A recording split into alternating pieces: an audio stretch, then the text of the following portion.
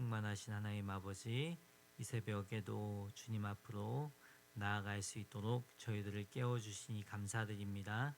하루의 시작을 말씀과 기도로 시작하는 우리 가운데 성령으로 함께하여 주시어서 말씀을 깨닫는 지혜와 은혜 주시어서 오늘도 하나님의 뜻대로 살아갈 수 있도록, 하나님 말씀에 순종할 수 있도록 새 힘을 허락하여 주시옵소서.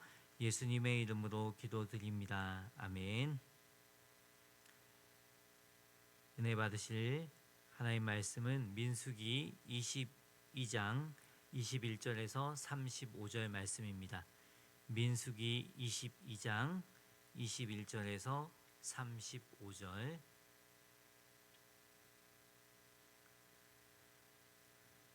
다 같이 한 목소리로 합독하겠습니다. 발람이 아침에 일어나서 자기 나귀의 안장을 지우고 모압 고관들과 함께 가니 그가 감으로 말미암아 하나님이 진노하심으로 여호와의 사자가 그를 막으려고 길에 서니라. 발람은 자기 나귀를 탔고 그의 두 종은 그와 함께 있더니 나귀가 여호와의 사자가 칼을 빼어 손을 들고 길에 선 것을 보고 길에서 벗어나 밭으로 들어간지라. 발람이 나귀를 길로 돌이키려고 채찍질하니 여호와의 사자는 포도원 사이 좁은 길에 섰고 좌우에는 담이 있더라. 나귀가 여호와의 사자를 보고 몸을 담에 대고 발람의 발을 그 담에 짓누르매 발람이 다시 채찍질하니 여호와의 사자가 더 나아가서 좌우로 피할 데 없는 좁은 곳에 선지라. 나귀가 여호와의 사자를 보고 발람 밑에 엎드리니 발람이 노하여 자기 지팡이로 나귀를 때리는지라.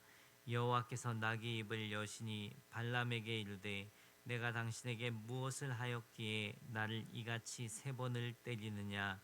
발람이 나귀에게 말하되 내가 나를 거역하기 때문이니 내 손에 칼이 있었더면 곧 너를 죽였으리라. 나귀가 발람에게 이르되 나는 당신이 오늘까지 당신의 일생 동안 탄 나귀가 아니냐. 내가 언제 당신에게 이같이 하는 버릇이 있었더냐. 그가 말하되 없었느니라. 그때 여호와께서 발람의 눈을 밝히심에 여호와의 사자가 손에 칼을 빼들고 길에 선 것을 그가 보고 머리를 숙이고 엎드리니 여호와의 사자가 그에게 이르되 너는 어찌하여 내 나귀를 이같이 3번 때리느냐. 보라, 내 앞에서 내 길이 사악함으로 내가 너를 막으려고 나았더니 나귀가 나를 보고 이같이 3번을 돌이켜 내 앞에서 피하였느니라. 나귀가 만일 돌이켜 나를 피하지 아니하였다면 내가 벌써 너를 죽이고 나귀는 살렸으리라. 발람이 여호와의 사자에게 말하되 내가 범죄하였나이다. 당신이 나를 막으려고 길에 서신 줄을 내가 알지 못하였나이다. 당신이 이를 기뻐하지 아니하시면 나는 돌아가겠나이다. 여호와의 사자가 발람에게 이르되 그 사람들과 함께 가라. 내가 내게 이르는 말만 말할지니라. 발람이 발락의 고관들과 함께 가니라. 아멘.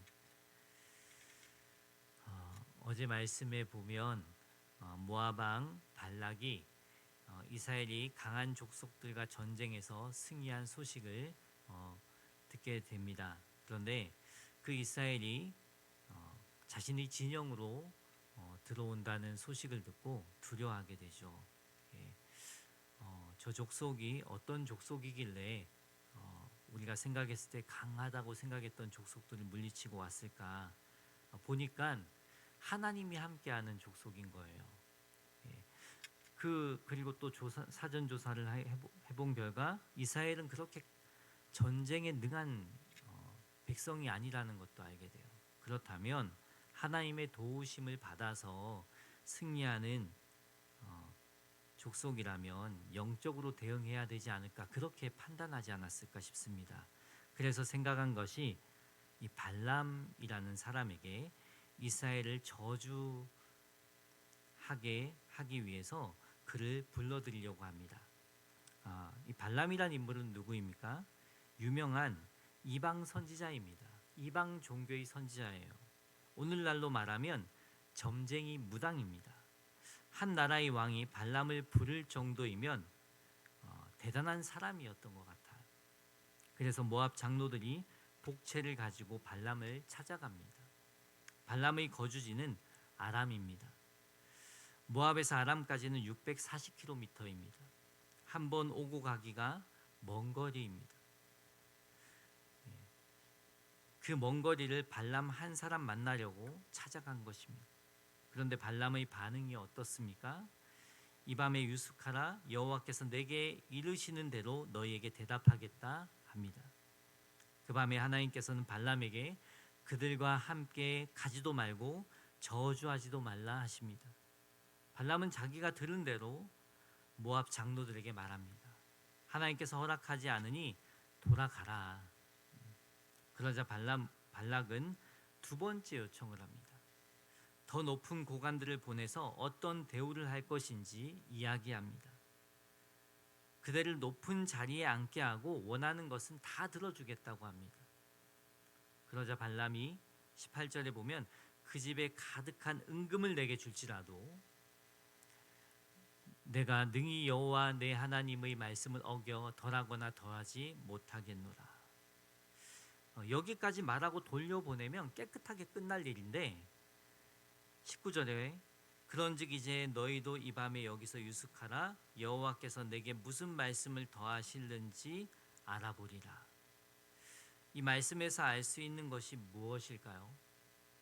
발람이 점점 탐욕에 빠져들고 있다는 것입니다. 하나님께서는 처음에 가지도 말고 저주하지도 말라고 했어요. 이것이 분명한 하나님의 뜻입니다. 발람은 누구보다도 잘 알고 있었어요. 그런데 다시 하나님께서 무슨 말씀을 더하실런지 알아보겠다고 합니다. 뭘까요? 자기가 원하는 답을 듣고 싶은 거예요. 가라고 허락받고 싶었던 거예요. 그래서 재차 물어보는 것입니다. 재차 하나님께 물어보고 확인해 보려고 하는 거예요. 우리의 모습 속에는 이러한 모습이 없습니까? 하나님의 뜻은 분명한데, 하나님은 분명하게 말씀하셨는데, 그래서 무엇이 하나님께 기쁨이 되는지 아는데 자꾸 하나님께 재차 묻는 거예요. 하나님, 이렇게 해도 될까요? 내 마음은 이런데 주님 마음은 어떻습니까? 물론 하나님께 물어야죠. 그런데 하나님의 뜻을 알려주셨어요. 분명히 말씀하셨어요. 그런데 내 욕심, 내 편의, 내가 원하는 것을 얻기 위해 하나님께 재차 묻는 모습, 우리에겐 없습니까? 이 새벽 내 욕심을 내려놓고 하나님께 기쁨이 되는 방향을 잡고 하루를 살아가시기 바랍니다. 하나님은 그런 발람의 속을 꿰뚫어 보시고 뭐라고 하십니까? 20절에 밤에 하나님이 발람에게 임하여 이르시되 그 사람들이 너를 부르러 왔거든 일어나 함께 가라. 그러나 내가 네게 이르는 말만 준행할지니라. 그 사람들과 함께 가라고 합니다. 이 말씀의 뉘앙스는 뭘까요? 너가 가고 싶으면 가라. 그런 뉘앙스입니다. 탐욕으로 가득한 발람을 보고 하나님께서 너 마음대로 해봐, 이런 뜻에서 말한 것입니다. 매성경 해석에 보면 길이 열렸다고 해서 반드시 하나님이 허락하신 길은 아닙니다. 그러므로 멈추라 하실 때 멈추는 게 지혜입니다. 무엇입니까? 하나님의 뜻이 분명하다면 내 욕심 내려놓고 멈추는 게 지혜라는 것입니다. 이것이 말씀에 순종하는 길이라는 거예요. 여기서 발람의 귀에 들리는 말씀은 무엇일까요? 함께 가라입니다. 가라는 말을 듣고 싶었거든요. 문제는 뒤에 말씀은 들리지 않았어요. 내가 네게 이르는 말만 준행할지니라. 이 말씀은 들리지 않았어요. 많은 분들이 말씀은 들어도 내가 듣고 싶은 말만 듣습니다. 다 똑같이 듣는 것이 아니에요. 내가 듣고자 하는 말씀, 그것은 정말 은혜가 된다고 합니다. 누구나 이런 함정에 빠지기 쉽죠. 그런데요, 듣기 싫은 말씀도 들어야 하나님의 뜻대로 살아갈 수 있어요. 말씀에 순종할 수 있어요. 지금 발람은 듣고 싶은 말만 듣고 어떻게 행동합니까? 21절에 발람이 아침에 일어나서 자기 나귀의 안장을 지우고 모압 고관들과 함께 가니. 아침에 일찍 일어났다는 것은 일찍부터 갈 준비를 한 것입니다. 아마도 발람은 원하는 부와 명예를 얻을 생각으로 가득했을 것입니다. 아마 조바심이 나서 잠을 못 이뤘을 거예요. 자신의 탐욕을 채우기 위해 아침 일찍 준비하고 모압 고관들과 길을 나섭니다. 22절에 그가 감으로 말미암아, 여기서 갔다는 것은요, 수단과 방법을 안 가리고 자신이 목적을 이루기 위해 애쓰는 그런 의미가 원어에 담겨져 있어요. 그가 감으로 말미암아, 하나님이 진노하심으로 여호와의 사자가 그를 막으려고 길에 서니라. 발람은 자기 나귀를 탔고 그의 두 종은 그와 함께 있더니. 하나님께서는 발람이 가는 것을 보고 진노하셨어요. 하나님이 원치 않았다는 거예요. 그래서 여호와의 사자가 그가 가는 길을 막습니다. 23절에 나귀가 여호와의 사자가 칼을 빼어 손에 들고 길에 선 것을 보고 길에서 벗어나 밭으로 들어간지라. 발람이 나귀의 길로 돌이키려고 채찍질하니. 여호와의 사자는 칼을 들고 있었어요. 누구든지 가까이 가면 죽일 기세였어요. 놀랍게도 여호와의 사자를 누가 봅니까? 나귀가 봅니다. 용하다는 발람이 본 것이 아니라 나귀가 봐요. 나귀는 부정한 짐승입니다. 탐욕을 부리면 부정한 짐승보다 못한 사람이 되는 것입니다. 오직 돈, 명예욕에 사로잡혀 그것만 보게 될 뿐 영적인 것은 아무것도 보지 못하는 거예요. 그냥 수단과 방법을 안 가리고 내가 원하는 것을 얻으면 되는 거예요. 그래서 위험이 닥쳐도 깨닫지 못한 채 멸망의 길로 달려가고 있습니다. 무엇이 사람들을 사로잡고 있습니까? 지배하고 있습니까? 중독되게 만들고 있습니까? 그러한 것들로 인해 예수님이 보이지 않고 다른 것에 마음이 빼앗기는 것입니다. 우리가 위의 것을 바라볼 때 땅의 것에 마음 빼앗기지 않을 것입니다. 그러나 우리가 땅의 것을 바라볼 때 우리는 결코 위의 것을 바라보지 못하게 될 것입니다. 땅의 것에 그냥 마음 빼앗긴 채 날마다 살아갈 것입니다. 이 시간 우리의 영적인 상태가 어떠한지 점검해 보시기 바랍니다. 여호와의 사자를 본 나귀는 밭으로 들어갔다고 했어요. 그랬더니 애꿎은 나귀에게 채찍질합니다. 너 왜 이러는 거야? 이러면서 화가 나서 채찍질을 하는 거예요. 24절에 보면 여호와의 사자는 포도원 사이 좁은 길에 섰고 좌우에는 담이 있더라. 나귀가 여호와의 사자를 보고 몸을 담에 대고 발람의 발을 그 담에 짓누름에 발람이 다시 채찍질하니 여호와의 사자가 더 나아가서 좌우로 피할 데 없는 좁은 곳에 선지라. 나귀가 벽에 바싹 붙으니까 다시 채찍질했다고 해요. 그럴수록 여호와의 사자는 더 가까이 옵니다. 더 이상 피할 곳이 없는 좁은 길에 섭니다. 27절에 나귀가 여호와의 사자를 보고 발람 밑에 엎드리니 발람이 노하여 자기 지팡이로 나귀를 때리는지라. 나귀가 두려워서 발람을 태운 채로 주저앉습니다. 그러자 발람이 화가 나서 지팡이로 두들겨 팹니다. 이렇게 탐욕을 부리면 짐승만도 못한 행동을 한다는 거죠. 영적으로도 무감각해진다는 거죠. 오죽했으면 하나님께서 나귀에게 말하게 했을까요?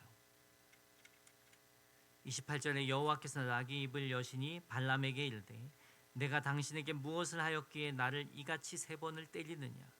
발람이 나귀에게 말하되 내가 나를 거역하기 때문이니 내 손에 칼이 있었다면 곧 너를 죽였으리라. 나귀가 발람에게 이르되 나는 당신이 오늘까지 당신의 일생 동안 탄 나귀가 아니냐.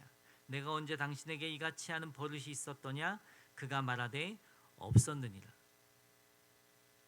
이 나귀 말을 들어보니 나귀 말이 맞거든요. 이제 31절을 보면 그때 여호와께서 발람의 눈을 밝히심에 여호와의 사자가 손에 칼을 빼들고 길에 선 것을 그가 보고 머리를 숙이고 엎드리니. 발람의 눈을 밝히십니다. 우리의 영적인 눈을 밝히시는 분은 하나님이십니다. 우리의 어두운 눈을 밝히시는 분은 하나님이십니다. 탐욕을 부려 영적으로 어두워진 그의 눈을 하나님이 밝히시자 발람은 두려워서 머리를 숙이고 엎드렸어요. 32절에 여호와의 사자가 그에게 이르되 너는 어찌하여 내 나귀를 이같이 3번 때렸느냐? 보라, 내 앞에서 내 길이 사악함으로 내가 너를 막으려고 나왔더니. 나귀가 나를 보고 이같이 3번을 돌이켜 내 앞에서 피하였느니라. 나귀가 만일 돌이켜 나를 피하지 아니하였다면 내가 벌써 너를 죽이고 나귀는 살렸으리라. 발람이 여호와의 사자에게 말하되 내가 범죄하였나이다. 당신이 나를 막으려고 길에 서신 줄을 내가 알지 못하였나이다. 당신이 이를 기뻐하지 아니하시면 나는 돌아가겠나이다. 발람은 자신이 범죄하였다고 고백합니다. 그제서야 자신의 죄를 깨닫게 된 것입니다. 내가 죄를 깨닫게 되는 것, 하나님의 은혜입니다. 만약 하나님께서 깨닫게 하지 않으셨다면 어떤 일이 벌어졌을까요? 발람은 자신의 잘못을 깨닫지 못하고 그냥 갈 길을 갔다면 죽고 말았을 것입니다. 이처럼 인간이 죄를 깨닫는 것조차도 하나님의 은혜가 아니면 불가능합니다. 죄된 인간은 오직 하나님의 은혜로 죄를 깨닫고 회개할 수 있습니다. 이 놀라운 은혜로 우리가 예수님을 믿게 되었고 구원받은 하나님의 자녀가 된 줄 믿습니다. 안타깝게도 발람은 죄는 깨달았지만 여전히 탐욕에 빠져 있었습니다. 그럴듯하게 말은 해요. 34절에 보면 당신이 이를 기뻐하지 아니하시면 나는 돌아가겠나이다. 그러나 여기에는 죄에 대한 애통이 없습니다. 단지 자신은 가고 싶지만 하나님이 진노하셔서 자신을 죽이시겠다면 그냥 돌아가겠다는 말입니다. 이처럼 발람은 탐욕 때문에 죄의 길에서 벗어나지 못하고 있습니다. 그런 마음을 아신 하나님께서 35절에 여호와의 사자가 발람에게 이르되 그 사람들과 함께 가라. 내가 내게 이르는 말만 말할지니라. 발람이 발락의 고관들과 함께 가니라. 이 35절 말씀은 20절 말씀과 거의 같습니다. 함께 가라. 그러나 내가 내게 이르는 말만 준행할지니라. 하나님께서는 이 사건을 통해 발람에게 반복해서 말씀하십니다. 내가 내게 이르는 말만 말할지니라. 내가 시키는 말만 하라는 것입니다. 그 마음의 탐욕은 그대로 가지고 있지만 한 가지는 확실하게 하라는 것입니다. 내가 시키는 말만 하라. 하나님께서 발람을 모압 땅에 보낸 것은 그를 통해 하실 말씀이 있었던 것입니다. 근데 탐욕으로 가득했기 때문에 하나님께서 시키신 말을 해야 하는데 그런 마음은 전혀 없고 물질의 눈이 어두웠어요. 명예의 눈이 어두웠어요. 그런 그 발람의 모습을 보시고 여호와의 사자를 보내셨던 것입니다. 그래서 그 사건을 통해서 다시 한번 깨닫게 하신 거예요. 내가 시키는 말을 하라고.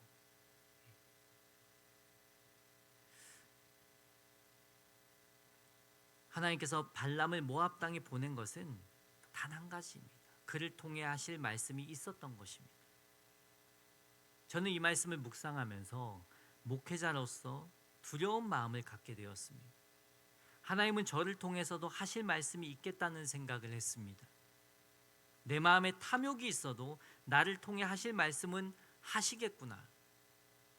그러나 두려운 것은 하나님 말씀은 전했지만 발람처럼 죄악된 마음 그대로 살다가 심판받을 수 있겠구나. 날마다 나를 돌아보고 회개하는 삶을 살지 않으면 영적으로 눈이 어두워 죄에 빠져 사는 줄도 모르고 살겠구나 하는 생각을 했습니다. 사역은 하는 것 같지만, 말씀은 전하는 것 같지만 영적으로 어두워지고 또 여전히 내 욕심과 내가 원하는 것들을 추구하며 산다면 그 끝을 어떻게 보장할 수 있겠습니까? 어떻게 하나님의 심판을 피할 수 있겠습니까? 두려운 생각이 들었어요. 이 새벽 저와 여러분에게 주신 말씀을 붙잡읍시다. 우리의 영적인 상태를 점검해 봅시다. 예수님을 바라봐야 하는데 다른 것에 마음 빼앗겨 살고 있진 않습니까? 오늘 발람의 모습이 우리의 모습은 아닙니까? 이 새벽 말씀 앞에 나를 비춰보고 말씀에 순종하는 쪽으로 방향을 잡으시길 예수님의 이름으로 축복합니다. 기도하겠습니다.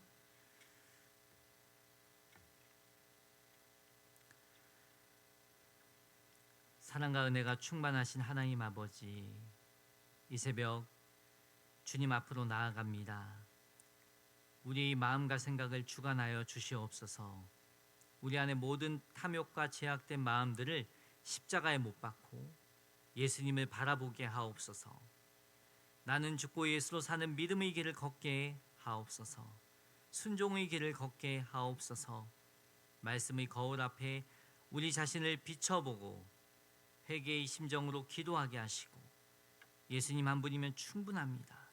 감격 가운데 고백하며 하루를 살아가게 하옵소서.